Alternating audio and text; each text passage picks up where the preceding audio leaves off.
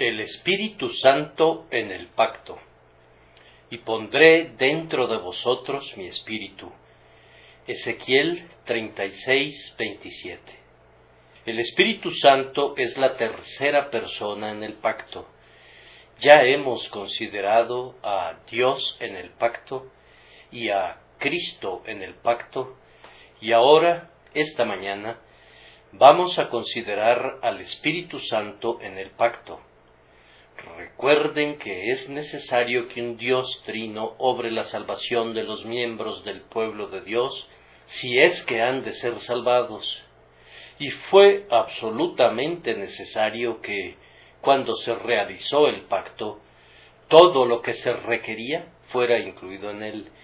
Y entre todas las cosas necesarias está el Espíritu Santo, sin quien todas las cosas hechas, incluso por el Padre y por Jesucristo, serían ineficaces, pues Él es necesario tanto como el Salvador de los hombres o el Padre de los espíritus. En esta época, cuando el Espíritu Santo es olvidado demasiado y sólo una pequeña honra es concedida a su sagrada persona, siento que hay en mí una profunda responsabilidad de esforzarme por engrandecer su grande y santo nombre. Casi tiemblo esta mañana al adentrarme en un tema tan profundo para el que me confieso incompetente, pero a pesar de ello, y confiando en la ayuda, en la guía y el testimonio del propio Espíritu Santo, me aventuro en una exposición de este texto: pondré dentro de vosotros mi espíritu. El Espíritu Santo es dado en el pacto a todos los hijos de Dios, siendo recibido por cada uno a su debido tiempo. Sin embargo, el Espíritu Santo descendió primero sobre nuestro Señor Jesucristo y se posó en él como nuestra cabeza del pacto, como el buen óleo sobre la cabeza, el cual desciende sobre la barba de Aarón, y baja hasta el borde de sus vestiduras. El Padre ha dado el Espíritu Santo a su Hijo sin medida, y partiendo del Hijo, los hermanos que habitan juntos en armonía o en unión con Cristo participan del Espíritu con medida, pero aún así en abundancia. Esta santa unción se derrama a partir de Jesús el ungido y baña cada parte de su cuerpo místico, unge a cada miembro de su iglesia. La declaración de Dios en lo tocante a Cristo fue: he puesto sobre él mi espíritu, y él mismo dijo: el Espíritu de Jehová el Señor está sobre mí, porque me ungió Jehová, y me ha enviado a predicar buenas nuevas a los abatidos, a vendar a los de quebrantado corazón. El Espíritu fue derramado primero en Cristo, y de él desciende a todos aquellos que están unidos con su persona adorable. Bendigamos el nombre de Cristo si estamos unidos a él, y miremos a nuestra cabeza del pacto, esperando que de él fluya la unción celestial que ha de ungir a nuestras almas. Mi texto es una de esas promesas incondicionales de la Escritura. Hay muchas promesas condicionales en la palabra de Dios, dadas a ciertos caracteres, aunque incluso esas promesas son incondicionales en un sentido, puesto que la propia condición de la promesa es asegurada por alguna otra promesa como un don. Pero esta promesa no tiene condición alguna. No dice: pondré dentro de vosotros mi espíritu si lo piden. Dice sencillamente, sin reserva o estipulación: pondré dentro de vosotros mi espíritu. La razón es obvia. Mientras el espíritu no sea puesto dentro de nosotros, no podemos sentir nuestra necesidad del espíritu, ni podemos pedirlo ni buscarlo. Por ello es necesario que haya una promesa absolutamente incondicional hecha a todos los hijos elegidos de Dios, que les proporcione la gracia de esperar, la gracia de desear, la gracia de buscar y la gracia de creer, que los inducirá a suspirar por Jesús y a tener hambre y sed de Él. Para todo aquel que sea como Cristo, para Dios escogido y precioso, para toda alma redimida, sin importar cuán hundida esté en el pecado, cuán perdida y arruinada sea por la caída, sin importar cuánto odie a Dios y desprecie a su Redentor, esta promesa sigue siendo válida. Pondré dentro de vosotros mi espíritu, y, a su debido tiempo, cada uno de ellos tendrá ese espíritu que los revivirá de los muertos, los inducirá a buscar el perdón, los conducirá a confiar en Cristo y los adoptará en la familia viviente de Dios. La promesa se relaciona también con una bendición interna que ha de ser otorgada. Pondré dentro de vosotros mi espíritu. Recuerden que tenemos el Espíritu de Dios en su palabra escrita, y también con todo fiel ministro del Evangelio, y el Espíritu nos es concedido de igual manera en las ordenanzas de la Iglesia de Cristo. Dios nos está dando perpetuamente el Espíritu a través de estos medios, pero sería en vano que oyéramos acerca del Espíritu, o que habláramos de Él, o que creyéramos en Él, a menos que experimentemos su poder dentro de nosotros.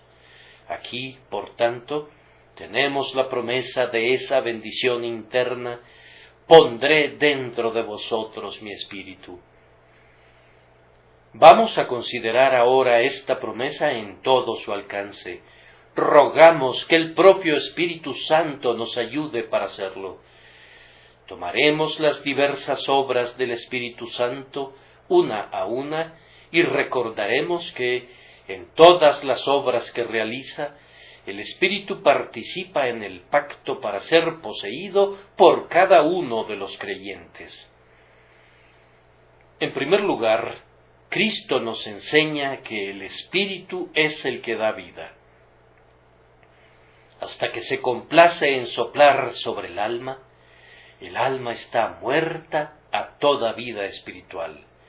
No es sino hasta que el Espíritu, como un viento celestial, sopla sobre los huesos secos y pone la vida en ellos, que esos huesos pueden vivir.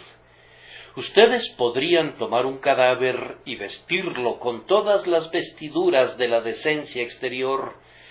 Podrían lavarlo con el agua de la moralidad, sí, podrían engalanarlo con la corona de la profesión, poner sobre su sien una tiara de belleza y pintar sus mejillas hasta volverlas semejantes a la vida misma. Pero han de recordar que a menos que el Espíritu esté allí, la corrupción se apoderará muy pronto de ese cadáver. Entonces, amados, es el Espíritu quien es el vivificador. Ustedes habrían estado ahora muertos en vuestros delitos y pecados como siempre lo estuvieron, si no hubiese sido por el Espíritu Santo que los revivió. Ustedes yacían no simplemente arrojados sobre la faz del campo, sino, peor todavía que eso, eran la propia presa de la mortalidad. La corrupción era su padre, el gusano era su madre y su hermana.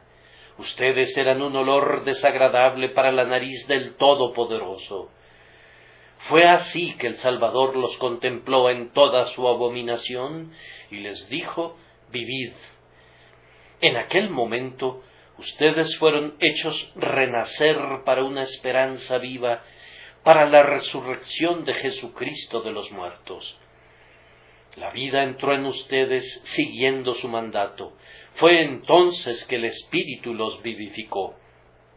Las palabras de Jesús son, según les dijo a sus discípulos, las palabras que yo os he hablado son espíritu y son vida. Ustedes fueron revividos enteramente por medio del poder del Espíritu vivificador. El Espíritu, como un viento celestial, sopla sobre los hijos de la carne, recrea una mente celestial y forma otra vez al hombre. Entonces, si ustedes sienten en cualquier momento, como sin duda habrán de sentirlo, que la muerte está obrando en ustedes, marchitando la floración de su piedad, enfriando el fervor de sus devociones y apagando el ardor de su fe, recuerden que aquel que primero los revivió ha de guardarlos con vida. El Espíritu de Dios es la savia que fluyó dentro de su pobre rama seca, debido a que fueron injertados en Cristo. Y así como por esa savia fueron inicialmente reverdecidos con vida, así también es únicamente por esa savia que pueden producir alguna vez fruto para Dios. Por el Espíritu respiraron por primera vez cuando clamaron pidiendo misericordia, y del mismo Espíritu han de tomar aliento para alabar esa misericordia con himnos y antífonas de gozo. Habiendo comenzado por el Espíritu, han de acabar por el Espíritu. La carne para nada aprovecha, las obras de la ley no les ayudarán, los pensamientos y las estratagemas de sus propios corazones son vanos. Si Dios, el Espíritu Santo, se retirara de ustedes, serían separados de Cristo, serían más depravados de lo que eran antes de su conversión, y serían más corruptos de lo que eran antes de ser regenerados, 2 veces muertos y desarraigados. Ustedes han de vivir en su vida, confiar en su poder para sustentarlos, y buscar en Él las nuevas provisiones cuando la marea de su vida espiritual esté bajando de nivel. Necesitamos al Espíritu Santo como un espíritu auxiliar en todos los deberes que debemos realizar. El deber cristiano más común es el de la oración, pues el más insignificante hijo de Dios ha de ser un hijo que ora. Recuerden entonces que está escrito: de igual manera el Espíritu nos ayuda en nuestra debilidad, pues ¿qué hemos de pedir como conviene? No lo sabemos. El Espíritu de Dios está en el pacto como nuestra grandiosa ayuda en todas nuestras peticiones al trono de la gracia. Hijo de Dios, tú no sabes qué es lo que debes pedir. Apóyate entonces en el Espíritu como el inspirador de la oración, quien te dirá cómo debes orar. Algunas veces no sabes cómo expresar aquello que deseas. Apóyate en el Espíritu, entonces, como en aquel que puede tocar tus labios con un carbón encendido tomado del altar, por medio del cual serás capaz de derramar tus fervientes deseos delante del trono. A veces, incluso cuando tú tienes vida y poder dentro de ti, eres incapaz de expresar tus emociones interiores. Entonces, descansa en ese espíritu para interpretar tus sentimientos, pues Él intercede por nosotros con gemidos indecibles. Cuando, a semejanza de Jacob, estás luchando con el ángel y has sido casi derribado, pídele al Espíritu que vigorice tus brazos. El Espíritu Santo es la rueda del carro de la oración. La oración es el carro. El deseo puede proporcionar el impulso hacia adelante, pero el Espíritu es la propia rueda que hace que se mueva. Él empuja al deseo y hace que el carro ruede velozmente y lleve al cielo las súplicas de los santos, siempre que el deseo del corazón sea según la voluntad de Dios. Otro deber, al que son llamados algunos de los hijos de Dios, es el de la predicación, y también en esto necesitamos que el Espíritu Santo nos habilite. Aquellos a quienes Dios llama a predicar el Evangelio son ayudados con poder de lo alto. Él ha dicho: He aquí yo estoy con vosotros todos los días hasta el fin del mundo. Es algo solemne entrar en la obra del ministerio. Solo voy a hacer una observación aquí, pues en este lugar hay jóvenes que están procurando entrar en el ministerio, aunque casi no conozcan el alfabeto del Evangelio. Ellos se erigen como predicadores de la palabra de Dios, cuando lo primero que deberían hacer es unirse a la clase de párvulos en una escuela para aprender a leer apropiadamente. Yo sé que hay algunos a quienes Dios ha dado el deseo de buscar en el ministerio la gloria de su nombre y el bienestar de las almas, y que humildemente esperan a que Él les abra el camino. Que Dios los bendiga y los lleve con bien. Pero, ¿podrían creerlo? Un joven fue bautizado y recibido en la iglesia un domingo, y positivamente fue a un instituto bíblico el día lunes o martes para preguntar si le querían recibir. Yo le pregunté si había predicado alguna vez antes, o si se había dirigido a media docena de estudiantes en la escuela dominical. Él respondió que no. Pero lo que más me sorprendió fue que dijo que había sido llamado a la obra antes de ser convertido. Era un llamado del diablo, lo creo verdaderamente. No se trataba de un llamado de Dios en lo más mínimo. Tengan cuidado de no tocar el arca de Dios con dedos impíos. Todos ustedes pueden predicar, si pueden, pero tengan cuidado de no colocarse en el ministerio sin tener una solemne convicción de que el Espíritu Santo de lo alto los haya apartado, pues si lo hicieran, la sangre de las almas será encontrada en las faldas de sus vestidos. Demasiados se han apresurado a entrar en el lugar santo sin tener el llamado de Dios. Esos mismos, si hubieran podido salir apresuradamente del lugar santo en su lecho de muerte, habrían tenido un eterno motivo de gratitud.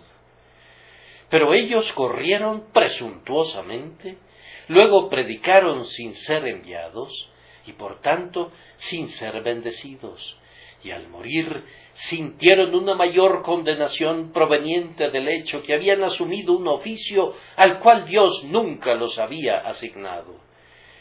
Eviten hacer eso, pero si Dios los ha llamado, sin importar cuán poco talento pudieran tener, no tengan miedo del enfado ni de la censura de nadie.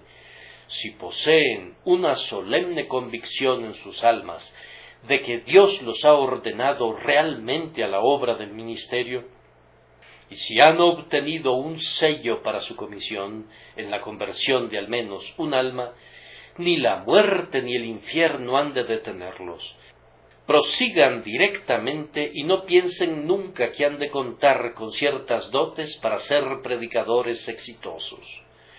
El único don necesario para el éxito en el ministerio es el don del Espíritu Santo. El viernes pasado, cuando predicaba en presencia de un grupo de ministros, y uno de ellos me preguntó cómo era que Dios se había agradado en bendecirme tanto en este lugar, les comenté a los hermanos allí presentes: no hay nadie entre ustedes a quien Dios no pudiera bendecir 10 veces más, si tuviera 10 veces más el Espíritu. Pues no se trata de ninguna habilidad del hombre, no es ninguna calificación humana, sino que lo único necesario es simplemente la influencia del Espíritu de Dios. Y me ha agradado verme insultado como ignorante, indocto y desprovisto de elocuencia, todo lo cual yo sabía desde mucho antes, pero resulta ser mucho mejor así, pues entonces toda la gloria le pertenece a Dios. Que los hombres digan lo que quieran, pues yo siempre confesaré que eso es verdad. Yo soy un necio, me he hecho un necio al gloriarme, si ustedes quieren. He de tomar cualquier título oprobioso que los mundanos quieran imponerme, pero ellos no pueden negar el hecho de que Dios bendice mi ministerio, que las rameras han sido salvadas, que los borrachos han sido recuperados, que algunos de los personajes más abandonados han sido cambiados, y que Dios ha realizado una obra en su medio que no habían visto nunca antes en su vida. Por tanto, demos toda la gloria a su santo nombre. Arrojen todo el reproche que quieran sobre mí, ustedes mundanos. Mayor honra habrá para Dios, que obra como Él quiere y con el instrumento que Él elige, independientemente del hombre. Además, amadísimos míos, para cualquier trabajo, para cualquier cosa que Dios les haya ordenado hacer en este mundo, ustedes tienen igual certeza de tener la ayuda del Espíritu Santo en ello. Si se trata de la enseñanza de una clase de niños en la escuela dominical, no crean que no pudieran tener al Espíritu Santo.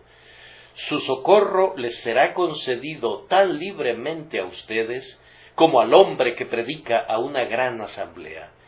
Estás sentado junto al lecho de alguna pobre mujer moribunda, debes creer que el Espíritu Santo vendrá a ti allí, de la misma manera que si estuvieras ministrando los sagrados elementos de la cena del Señor.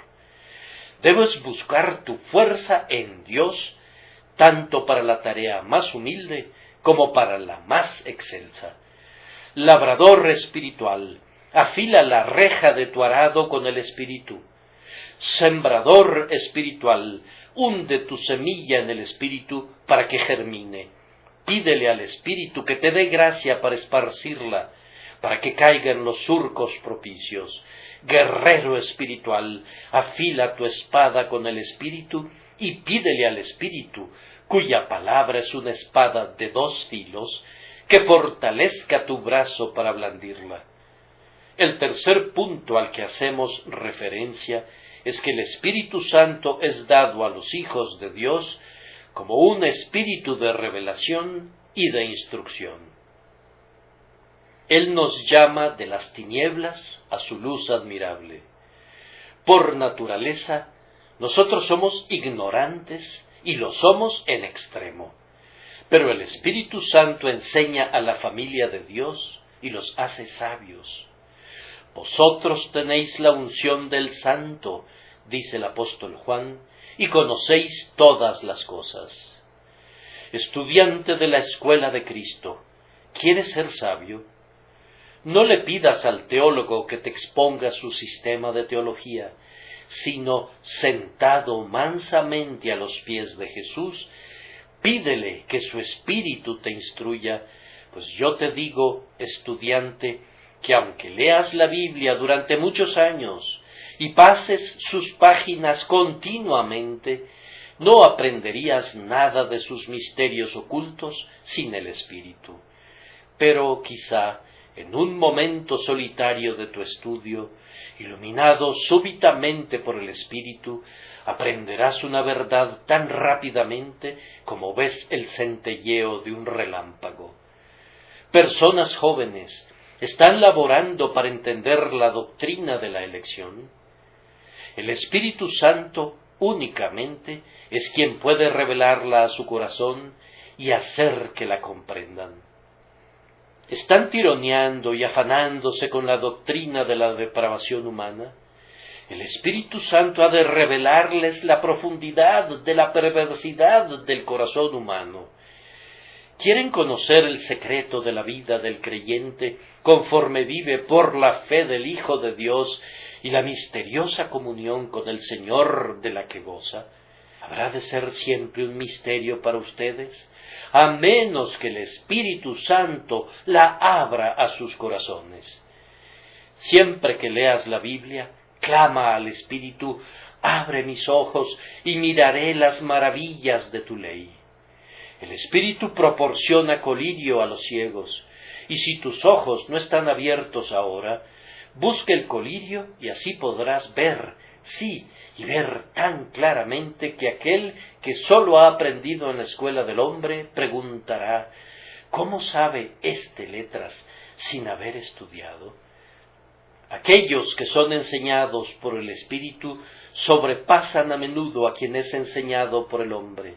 Yo me he encontrado con un labriego enteramente desprovisto de instrucción en el campo, que nunca fue a la escuela ni siquiera por una hora en su vida, y que, sin embargo, sabía más acerca de las Santas Escrituras que muchos clérigos educados en la universidad.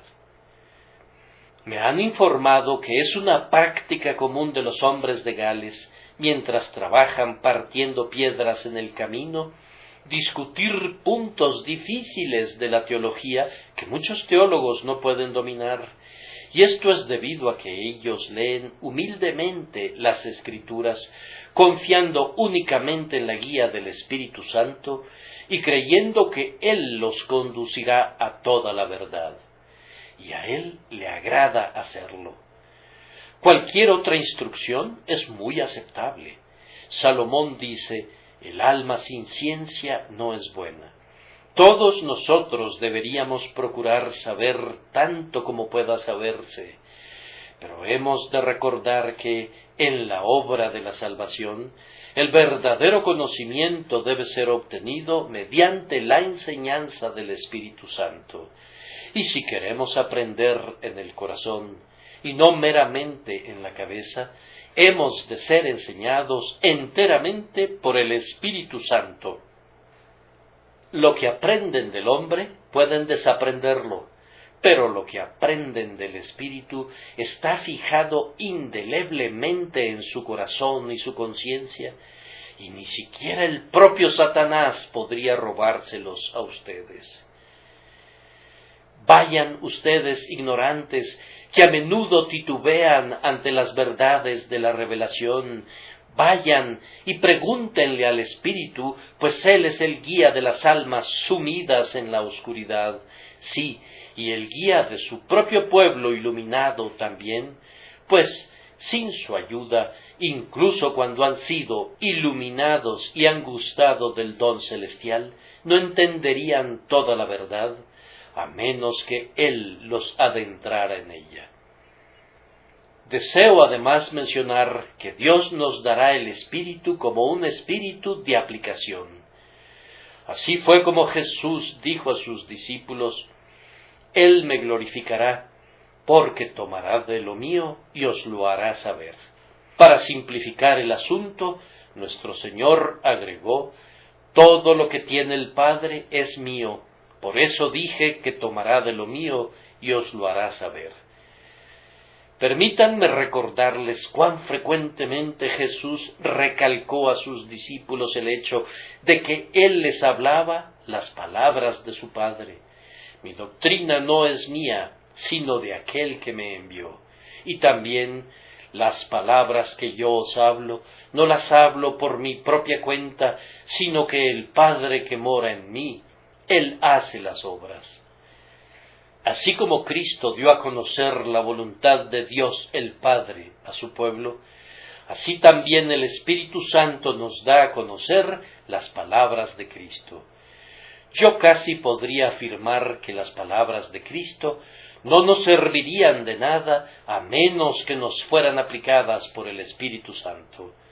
Amados, nosotros necesitamos la aplicación para asegurar a nuestros corazones que las palabras son nuestras, que están dirigidas a nosotros y que tenemos un interés en su bendición. Necesitamos la unción del Espíritu para hacer que humedezcan nuestros corazones y refresquen nuestras almas. ¿Vieron alguna vez una promesa aplicada a su corazón? ¿Entienden lo que significa aplicación como la obra exclusiva del Espíritu? Sucede tal como Pablo dice que el Evangelio llegó a los tesalonicenses. No llegó a vosotros en palabras solamente, sino también en poder, en el Espíritu Santo y en plena certidumbre. Algunas veces llega súbitamente. El corazón suyo pudo haber sido la escena de 1000 pensamientos distraídos, una oleada rompiendo contra otra oleada, hasta que la tempestad creció fuera de su control. Enseguida, algún texto de la Escritura, como un potente hágase salido de los labios de Jesús, aquietó su turbado pecho y se dio inmediatamente una gran calma, y se han preguntado ¿de dónde vino? La dulce frase resonó como música en sus oídos, como un hojaldre rociado de miel humedeció su lengua, como un encanto sofocó sus ansiedades, a la vez que ha morado de manera suprema en sus pensamientos todo el día, reinando en todas sus ingobernables pasiones y agitadas pugnas.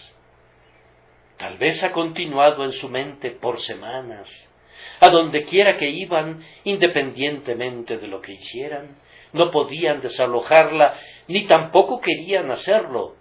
Tan dulce y tan sabrosa era para su alma.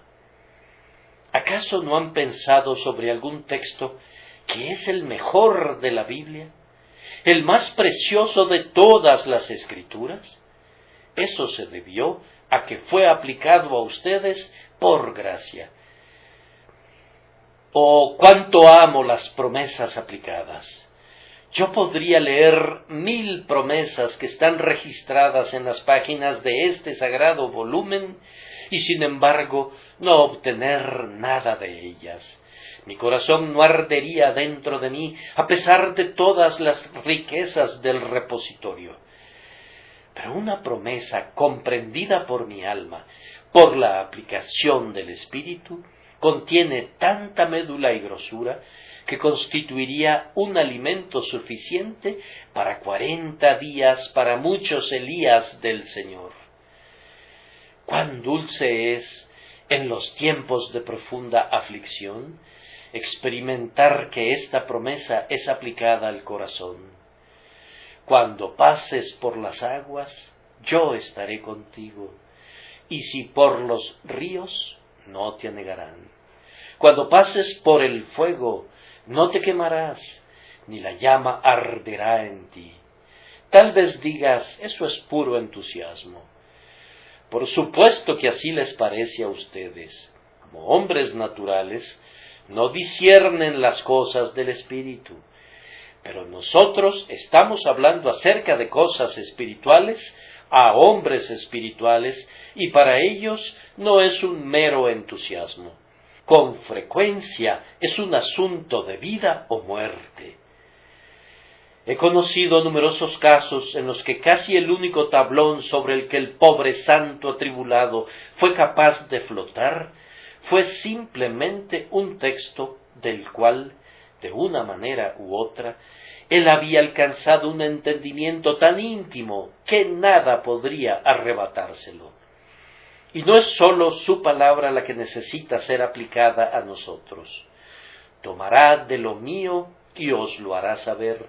Podría referirse, de igual manera, a la sangre preciosa de nuestro Salvador. Algunas veces cantamos, hay una fuente llena con sangre, y hablamos de bañarnos en ella. Ahora, la fe no aplica la sangre al alma, eso corresponde al Espíritu. Cierto, yo lo busco por fe, pero es el Espíritu quien me lava en un manantial abierto para la purificación del pecado y de la inmundicia. Es el Espíritu quien recibe de las cosas de Cristo y me las muestra. Tú no tendrías nunca ni una gota de sangre rociada sobre tu corazón, a menos que sea rociada por la mano del Espíritu. Así también, el manto de la justicia de Cristo es enteramente ajustado a nuestra medida por Él. No somos invitados a apropiarnos la obediencia de Cristo, pero el Espíritu nos trae todo lo que Cristo ha hecho por nosotros. Pidan al Espíritu, entonces, que reciban la aplicación de la palabra, la aplicación de la sangre, la aplicación del perdón y la aplicación de la gracia, y no pedirán en vano, pues Jehová ha dicho, pondré dentro de vosotros mi espíritu. Pero ahora debemos señalar otro punto muy importante. Hemos de recibir al Espíritu como un Espíritu santificador. Tal vez esta sea una de las mayores obras del Espíritu Santo, la santificación del alma.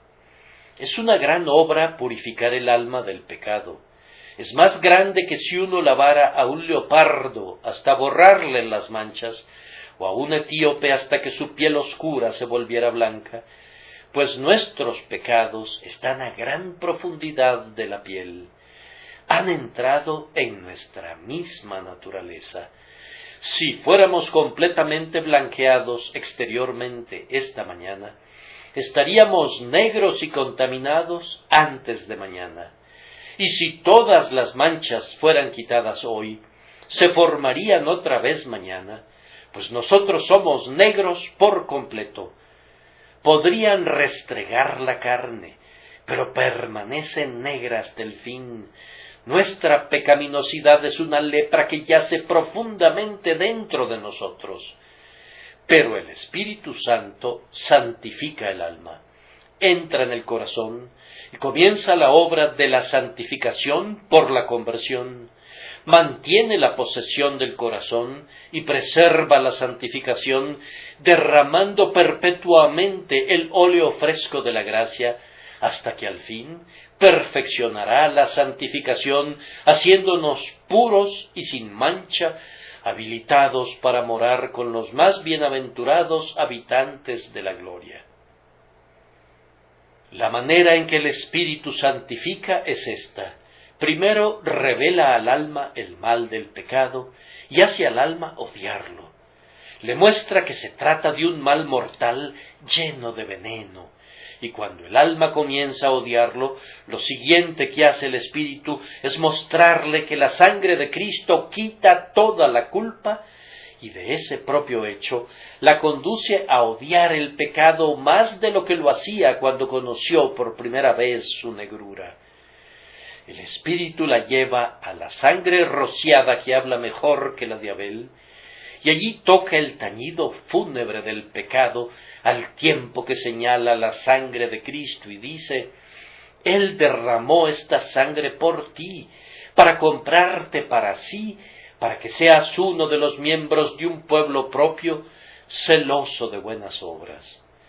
Posteriormente, el Espíritu Santo podría, a veces, permitir que el pecado aparezca en el corazón del Hijo de Dios, para que pueda ser reprimido más fuertemente mediante una mayor vigilancia en el futuro.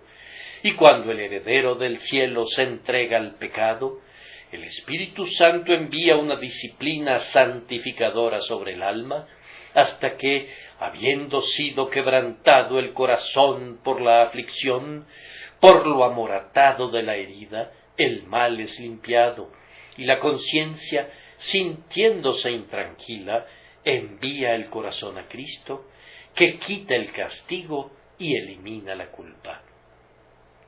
Además, recuerda, creyente, que toda tu santidad es la obra del Espíritu Santo. Tú no posees ninguna gracia que no te hubiera dado el Espíritu. No tienes ni una solitaria virtud que Él no hubiera obrado en ti. No tienes ninguna bondad que no te hubiera sido dada por el Espíritu. Por tanto, no te jactes nunca de tus virtudes o de tus gracias. ¿Posees ahora un dulce temperamento, aunque antes eras colérico? No te jactes de ello. Todavía estarías airado si el Espíritu te dejara. ¿Eres puro ahora, aunque antes eras inmundo? No te jactes de tu pureza, cuya simiente fue traída del cielo. Nunca creció en tu corazón debido a la naturaleza. Se trata de un exclusivo don de Dios. ¿Está prevaleciendo la incredulidad contra ti?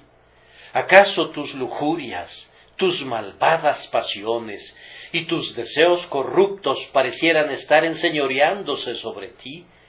Entonces no te diré, levántate y al ataque, sino que te diré, clama fuertemente a Dios para que puedas ser lleno del Espíritu Santo, para que al final venzas y te vuelvas más que un vencedor sobre todos tus pecados, viendo que el Señor se ha comprometido a poner su espíritu dentro de ti.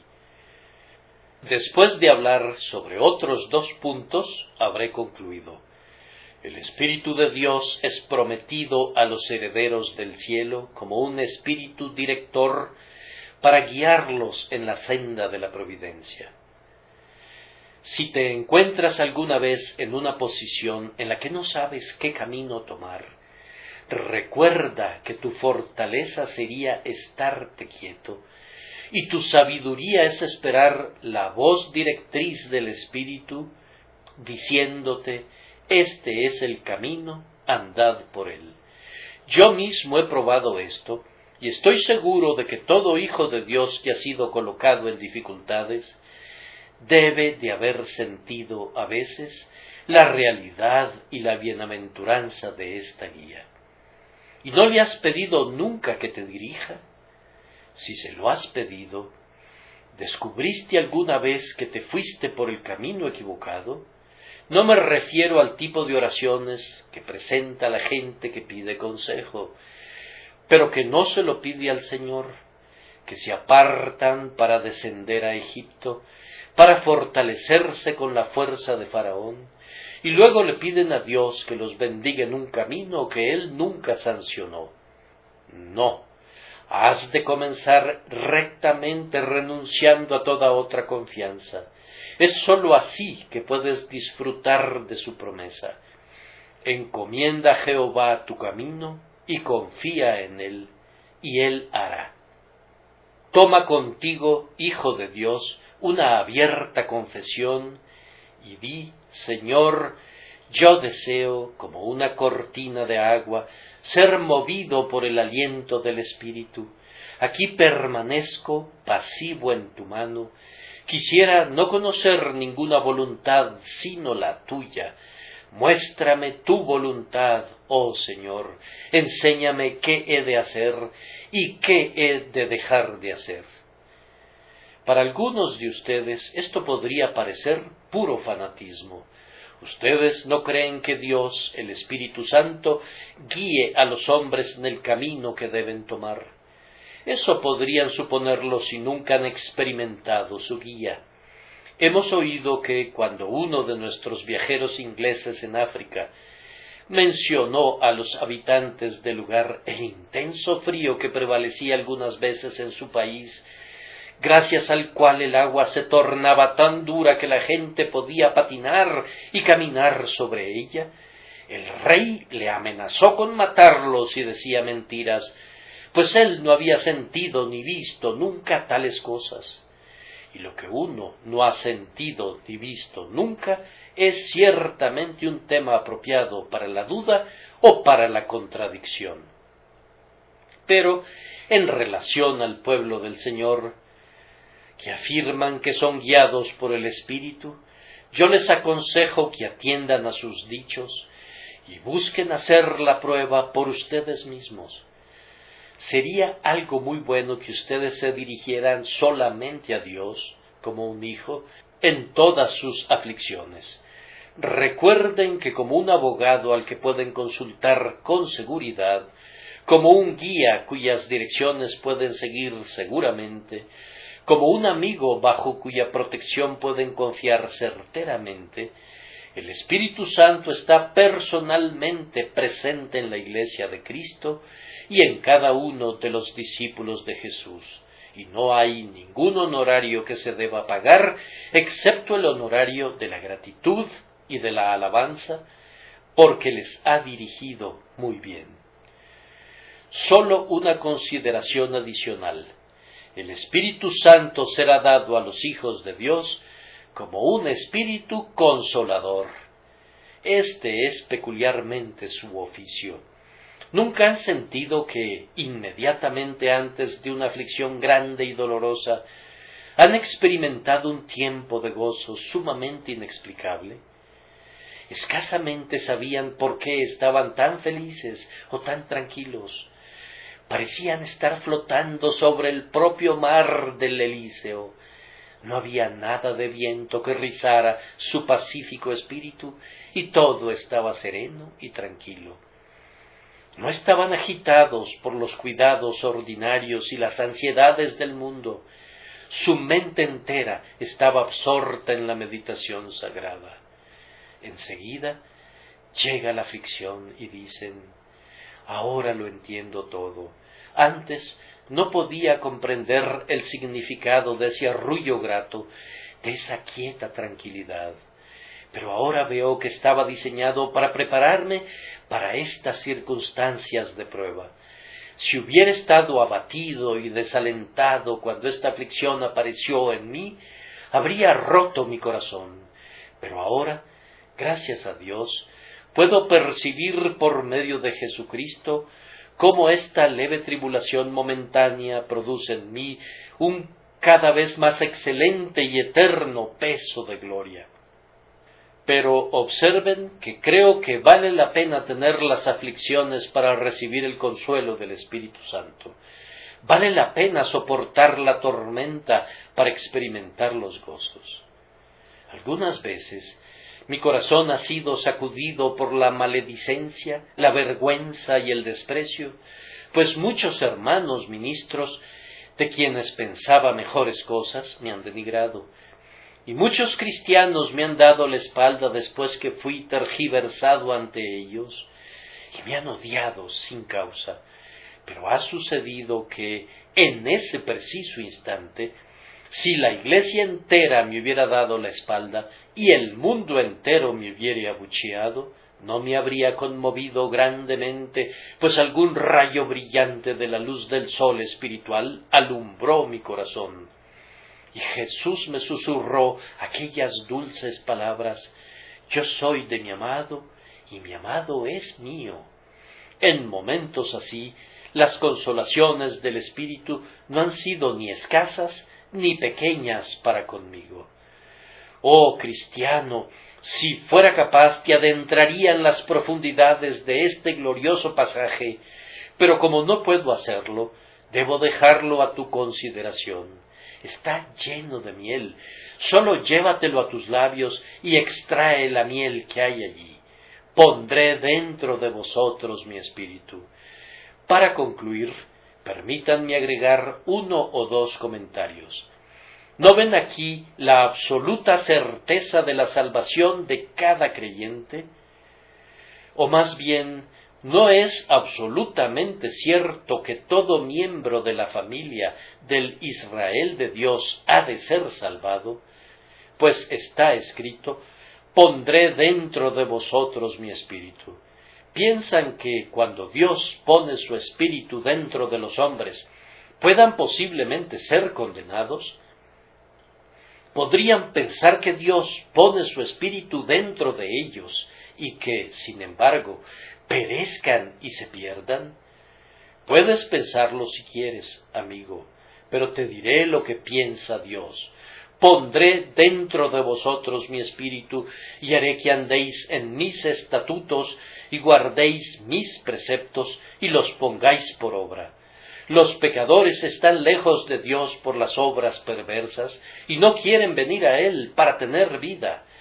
Pero cuando Dios dice: pondré dentro de vosotros mi espíritu, los fuerza a venir a Él. Cuán vana pretensión es profesar honrar a Dios por medio de una doctrina que hace que la salvación dependa de la voluntad del hombre. Si fuera cierto, podrían decirle a Dios: te damos gracias, oh Dios, por lo que tú has hecho. Tú nos has dado muchas cosas grandes, y te ofrecemos tu porción de alabanza que es justamente debida a tu nombre. Pero nosotros pensamos que nosotros merecemos más, pues el punto decisivo estuvo en nuestro libre albedrío. Amados, ninguno de ustedes debe apartarse de la gracia inmerecida de Dios, pues las charlatanerías acerca de la libre agencia del hombre no son otra cosa que mentiras totalmente contrarias a la verdad de Cristo y a las enseñanzas del Espíritu. Cuán cierta, entonces, es la salvación de cada alma elegida. No depende de la voluntad del hombre. Él es conducido a estar dispuesto en el día del poder de Dios. será llamado en el tiempo establecido, y su corazón será eficazmente comprometido para volverse un trofeo del poder del Redentor. Que antes no estuviera dispuesto no es un obstáculo, pues Dios le da la voluntad de tal manera que luego tiene una mente dispuesta. Así, todo heredero del cielo ha de ser salvado, porque el Espíritu es puesto dentro de él, y por ese medio su disposición y sus afectos son moldeados de acuerdo a la voluntad de Dios. Y además, cuán vano es que alguien suponga que ha sido salvado sin el Espíritu Santo. Ah, queridos amigos, los hombres llegan algunas veces muy cerca de la salvación sin ser salvados. Como el pobre hombre que yacía junto al estanque de Betesda, que siempre estaba muy cerca del agua, pero sin entrar nunca en ella. Cuántos cambios hay en el carácter exterior que se parecen mucho a la conversión, pero al no tener al Espíritu Santo en ellos, fallan después de todo. Los arrepentimientos en el hecho de muerte son mirados a menudo como muy sinceros, aunque demasiado frecuentemente, así lo tememos, no son sino los primeros mordiscos del gusano que nunca muere. Esta semana leí una extraordinaria anécdota narrada por el Dr. Campbell acerca de una mujer hace muchos años que fue condenada a muerte por haber matado a su hijo y fue colgada en el mercado Grass en Edimburgo. Ella mejoró diligentemente las 6 semanas que le fueron permitidas por la ley escocesa, previo a su ejecución, y los ministros que estuvieron con ella continuamente emitieron la opinión de que moría en la cierta y segura esperanza de la salvación. El día señalado llegó. Fue colgada. Pero, siendo un día muy lluvioso, y no habiendo sido preparado ningún toldo, los que estaban a cargo de la ejecución tenían gran prisa para terminarla y protegerse de la lluvia, así que fue descolgada antes del tiempo legal, y siguiendo la costumbre, el cuerpo les fue entregado a sus amigos para ser enterrado. Consiguieron un ataúd, y la mujer fue llevada en él a East Lothian, el lugar donde su esposo iba a enterrarla. Se detuvieron en una cantina en el camino para refrescarse, cuando, para su gran sorpresa y alarma, entró corriendo a la cantina un niño, quien les dijo que había oído un ruido en el ataúd. Salieron de la cantina y descubrieron que la mujer estaba viva. Los poderes vitales habían quedado suspendidos, pero la vida no había sido extinguida y las sacudidas de la carreta habían restaurado su circulación. Después de unas cuantas horas, ella se repuso muy bien, la familia se cambió de residencia y se fueron a vivir a otra parte del país. Pero la parte triste de la historia es esta. La mujer fue de un carácter tan malo como siempre lo había sido antes, y en todo caso peor. Vivía tan abiertamente en pecado y despreciaba y odiaba la religión incluso más de lo que lo había hecho previamente. Este es un caso muy notable. Creo que ustedes podrán ver que la gran mayoría de aquellas personas que profesan arrepentirse en su lecho de muerte, si pudieran levantarse de nuevo de sus tumbas, vivirían una vida tan profana e impía como siempre. Tengan la seguridad de esto. No hay nada excepto la gracia del Espíritu de Dios que haga una obra segura en sus almas. A menos que Él les cambie, ustedes podrían ser cambiados, pero no será un cambio que dure. A menos que Él ponga su mano en la obra se echará a perder, el cántaro se romperá en la rueda. Clamen a Él, por tanto, para que les dé el Espíritu Santo y tengan la evidencia de una conversión real y no una vil falsificación. Presten atención, señores, presten atención. el miedo natural, el amor natural, los sentimientos naturales, no son la conversión. La conversión, en primer lugar, y durante toda la subsiguiente edificación, ha de ser la obra del Espíritu Santo y solamente de Él. Nunca deben quedarse tranquilos, entonces, hasta que las operaciones del Espíritu Santo sean efectuadas con toda certeza en sus corazones.